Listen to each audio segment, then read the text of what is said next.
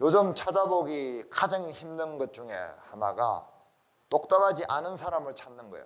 똑똑하지 않는 사람을 주위에서 찾을 수가 없어요. 다 똑똑해가지고. 그렇기 때문에 자기만의 다 방식이 있고 자기만의 다 법칙이 있고 자기만의 룰이 있는 거예요. 그래서 다 주장을 하잖아요. 그래서 서로 싸우잖아요. 서로 시비 붙고 서로 까다롭게 구는 거예요. 야, 이게 맞니 안 맞니? 저게 맞니 안 맞니? 서로 시비를 털어주는 겁니다. 부딪히면 이제 충돌하고 싸울 수밖에 없죠. 모두 이렇게 따지는 것에 탁월한 능력들을 가지고 있는데 이렇게 남에게 따지기를 좋아하는 사람도 누군가 자기에게 따지면 좋아해요, 싫어요? 싫죠. 더 싫어요, 이런 사람들이. 남 따지기 좋아하는 사람들은 누가 나에게 따지고 들면 더 혐오하고 더 공격적으로 막 발광을 한단 말이에요. 그러니까 누구든지 나에게 따지고 드는 사람을 좋아하는 사람은 한 명도 없다는 거예요. 이 결론을 내는 것은 굉장히 아주 쉽고 간단한 일이라는 거예요. 그런데 왜 우리는 시간이 갈수록 왜 시비를 걸고 따지는 것을 더 잘하게 되고 그런 촉이 더 발달해지는 그런 삶을 우리는 살아갈까 하는가 말이에요. 그 이야기를 오늘 본문을 통해서 풀어보려고 하는 겁니다.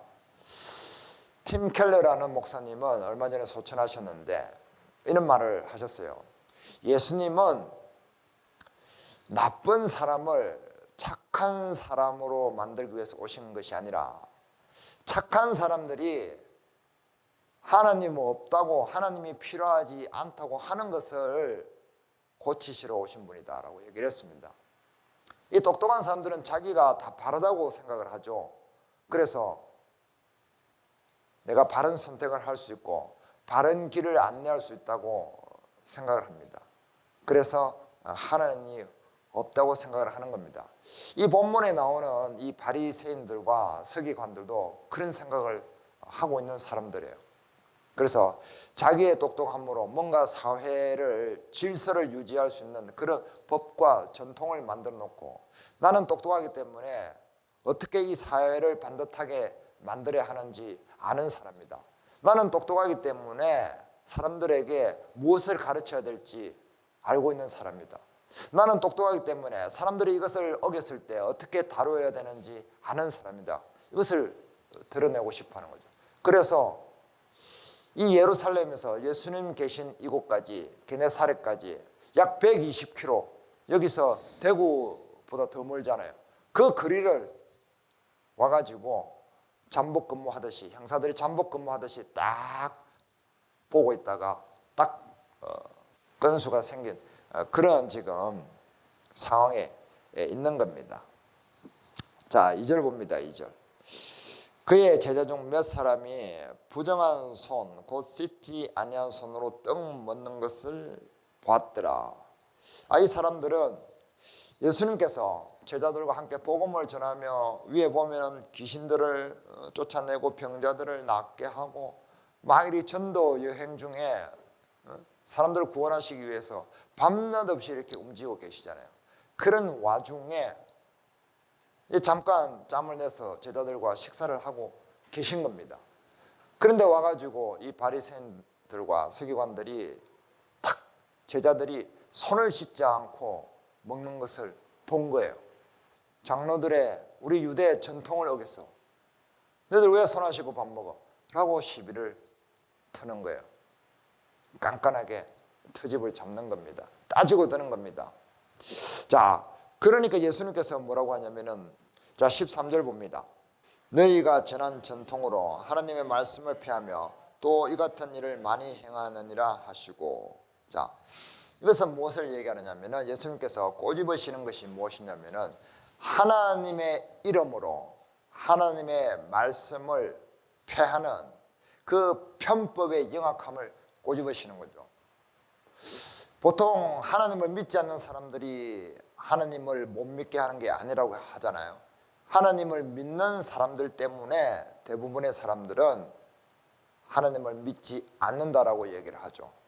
왜냐하면 하나님을 믿는 사람들이 하나님의 이름을 가지고 있지만은 하나님 말씀을 준행하지 않는 편법으로 하나님을 믿기 때문에 그렇다는 거예요. 짝퉁이란 말이에요. 짝퉁. 그럼 이 바리새인들이 왜 이 짝퉁을 만들어냈을까 말이에요.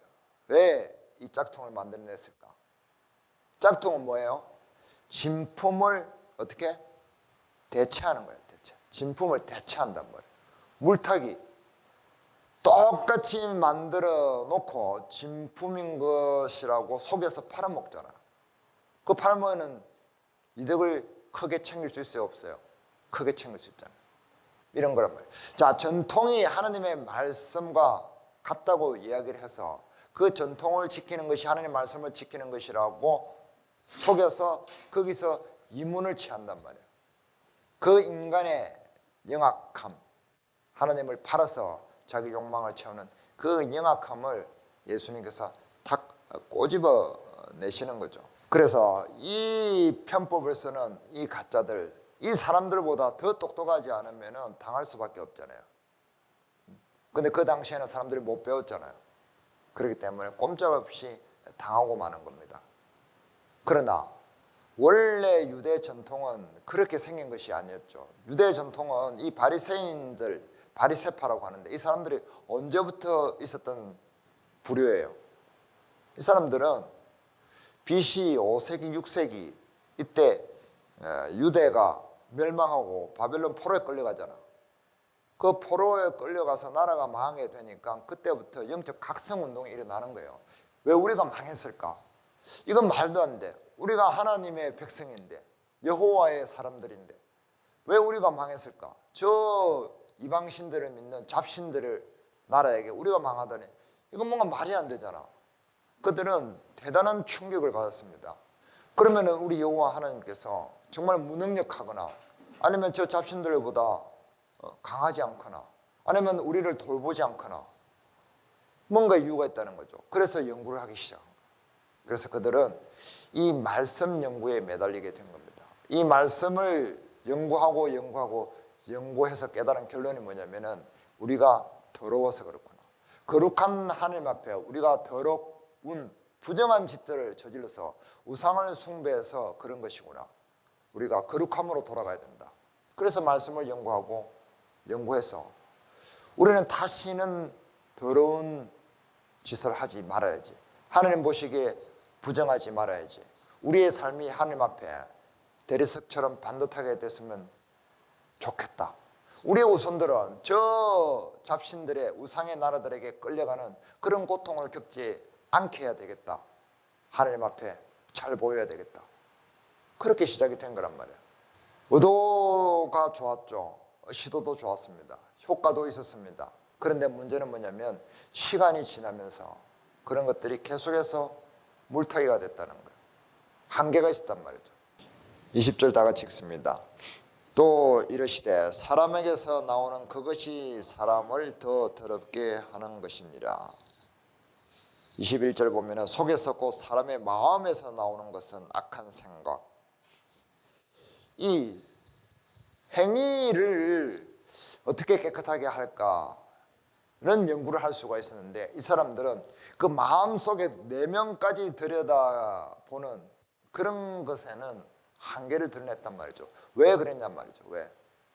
시편 33편을 봅니다. 여기 잡아놓고 그는 그들 모두의 마음을 지으시며 그들이 하는 일을 굽어 살피시는 이로다. 자, 하나님께서 우리의 마음을 지으신 분이라는 거예요. 자, 야차르, 이 짓다라는 말은 히브리어로 이 야차르라고 하는데 형성하다, 빚다라는 뜻을 가지고 있어요. 자, 우리의 마음은 그냥 덜컥 생긴 것이 아니라 하나님이 계획적으로 설계를 해가지고 우리의 마음을 자기 형상대로 빚어놨단 말이에요. 하나님께서 만들어 놓은 것이 우리의 마음이라는 거예요. 마음이라는 것이 뭐 어떤 추상적인 그런 대상이 아니란 말이에요.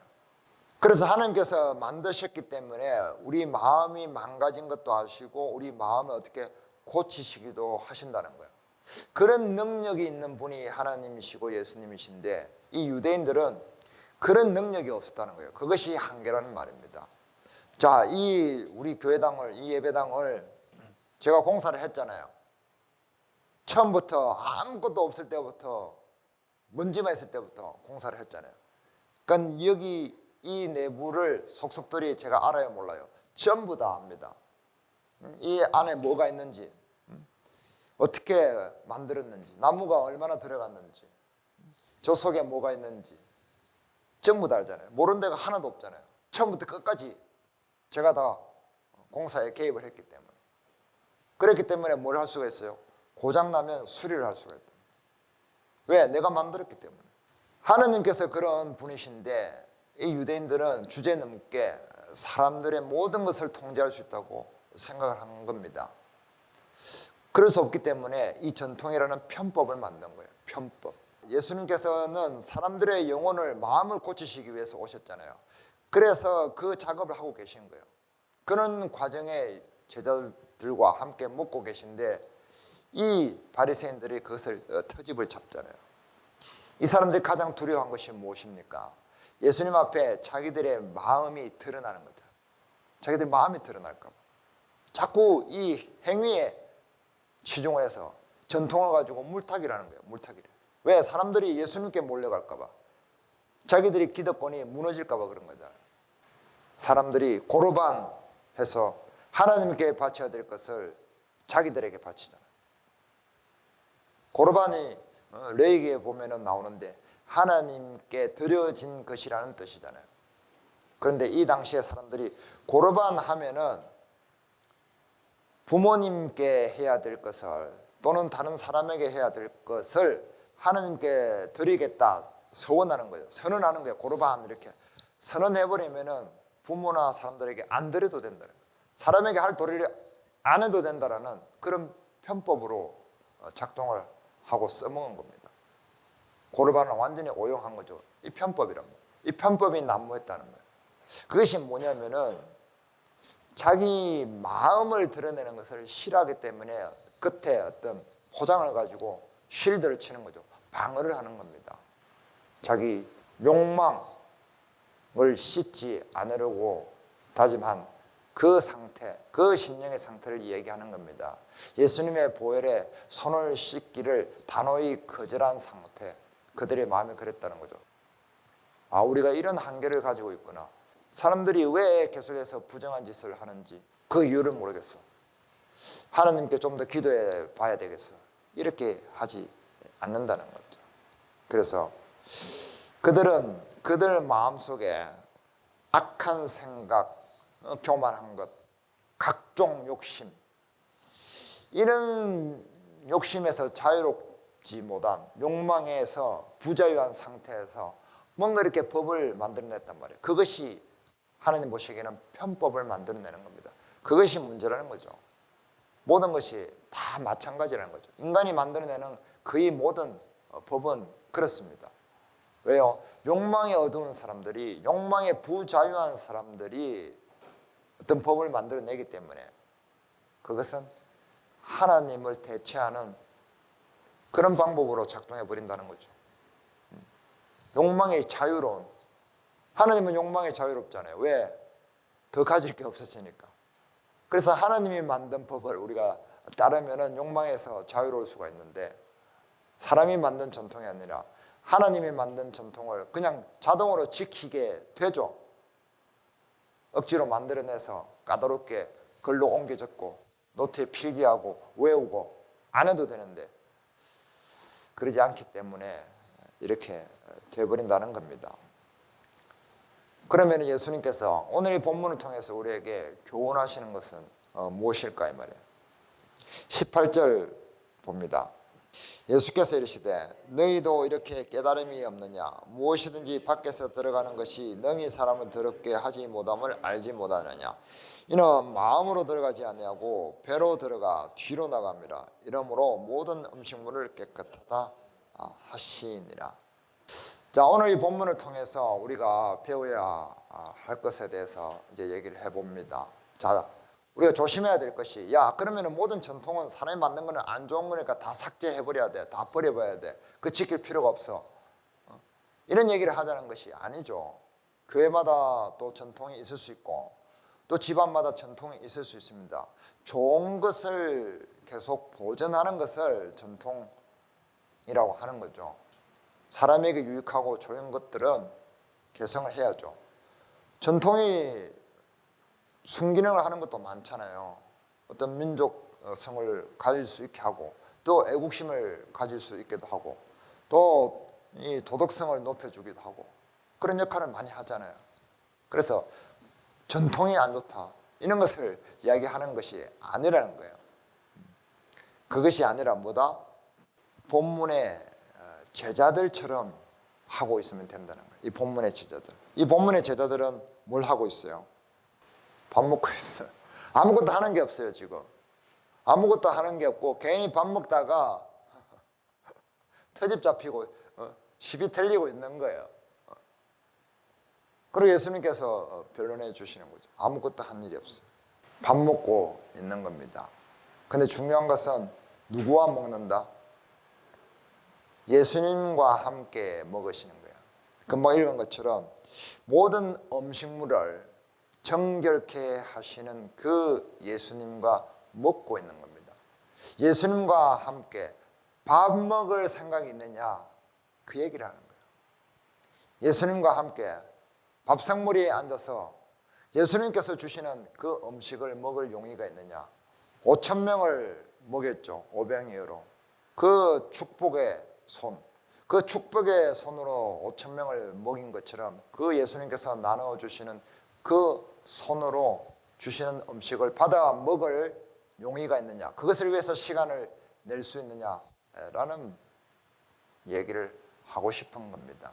오직 한 분 예수님의 인간 되신 그 손으로 주시는 그 깨끗한 손길에 나의 밥상머리를 나의 생명을 의지할 수 있는가라는 문제죠. 5천 명을 먹이신 그 축복에 그 손길에 의지할 수 있느냐는 거죠. 제자들의 발을 씻기시던 그 정결하게 하던 그 손길에 의지할 수 있느냐라는 얘기를 하고 있습니다.